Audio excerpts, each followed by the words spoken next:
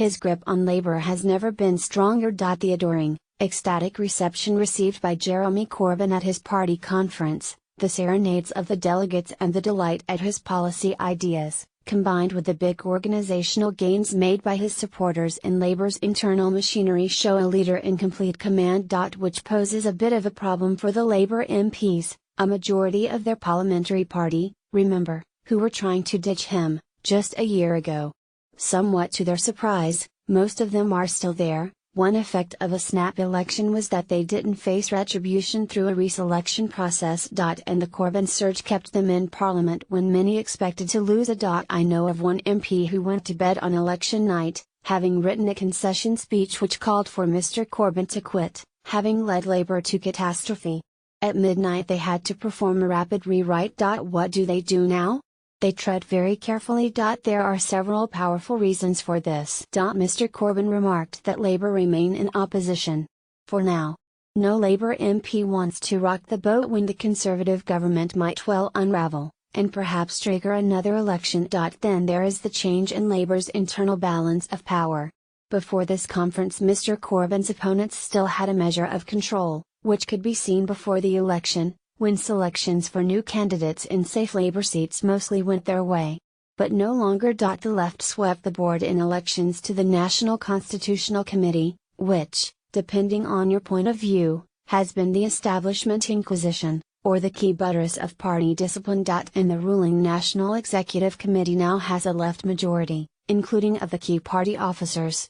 This means that the conference calls of key NEC members that take urgent decisions like choosing a panel of potential candidates for a by-election is no longer out with the leader's control. All this amounts to a diminution of the power of the deputy leader, Tom Watson, whose power base was within the organisation.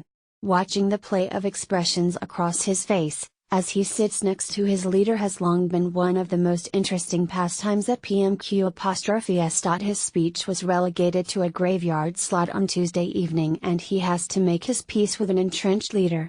Labour's rising stars are those who already have, Emily Thornberry, John Ashworth, and Angela Rayner. Enable it in your browser or download Flash Player here. Sorry. You need Flash to play this. Meanwhile the old pre-Corbyn establishment finds itself outnumbered and out-organised. Their opponents at the conference were organising through WhatsApp, which channeled guidance on key votes and even advice on the arguments to make. Any MP contemplating breaking ranks would look at those facts and understand that they could not expect institutional protection, were their constituency activists to seek to deselect them. I recently heard a tale of a Labour MP who made a policy of going to meet new members of his local party, a considerable task since some had quintupled in size. Why did you join? He asked one new arrival.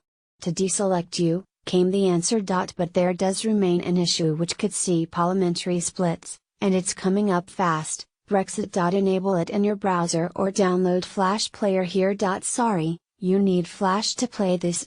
From a party management point of view, the decision not to hold a conference debate on Brexit made perfect sense. Why air a genuinely divisive issue, especially when it is the anti-Corbyn force's main point of attack?